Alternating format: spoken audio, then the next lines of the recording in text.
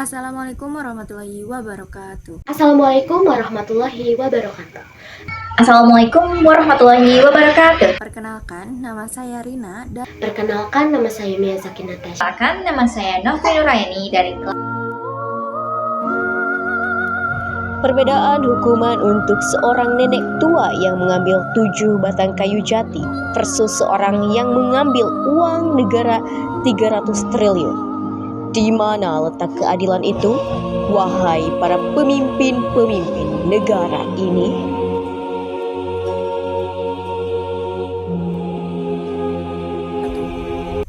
jadi bisa diinterpretasikan bahwa Nenek Asyani ini mencuri dalam arti hukum dituduh mengambil kayu milik perhutani.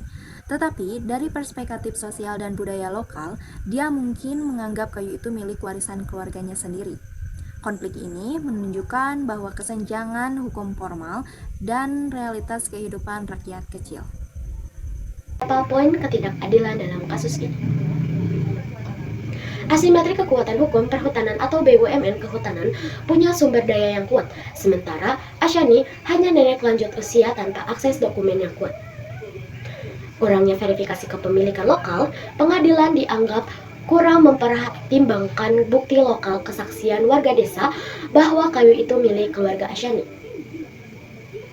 Proses penegakan hukum yang tidak profesional, banyak pihak termasuk DPR menyarankan agar hakim menggunakan hati nurani dan mempertimbangkan kondisi sosial ekonomi terdakwa.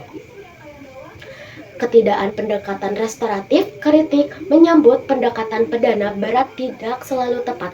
Kasus seperti ini bisa diselesaikan dengan mediasi, retuasi, atau penyelesaian di tingkat lokal. Rentannya kelompok rentan, lansia seperti Asyani, rentan dalam sistem hukum karena keterbatasan pendidikan, akses dokumen, dan kemampuan pembelaan. akan memaparkan solusi bagaimana caranya agar kasus ketidakadilan yang dialami oleh Nenek Asyani tidak terulang kembali. Berikut ada beberapa upaya yang bisa dilakukan. Yang pertama, ada restoratif justice atau pendekatan alternatif.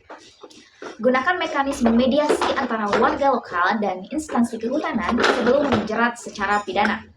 Yang kedua, ada verifikasi kepemilikan lokal. Buat sistem verifikasi lahan atau kayu lokal yang melibatkan masyarakat desa agar kayu warisan dapat diakui secara formal. Yang ketiga, ada sosialisasi dan edukasi hukum. Edukasi masyarakat miskin atau rentan mengenai hukum kehutanan, hak atau pembatasan. Yang keempat, perlindungan khusus bagi lansia atau masyarakat miskin. Perkuat mekanisme bantuan hukum untuk lansia atau warga kurang mampu, seperti akses pengacara pro bono, pendampingan hukum. Yang kelima, reformasi atau penegakan hukum. Aparat penegak hukum, polisi, jaksa, maupun hakim dilatih agar lebih sensitif terhadap konteks sosial ekonomi tersangka. Dan yang keenam, kebijakan publik dan legislasi. Pemerintah bisa mengevaluasi undang-undang kehutanan agar memperhitungkan kasus warisan kayu skala kecil.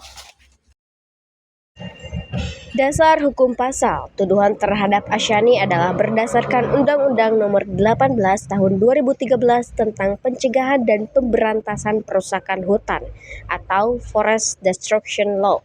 Pasal yang digunakan adalah pasal 12 Junto pasal 83 undang-undang tersebut.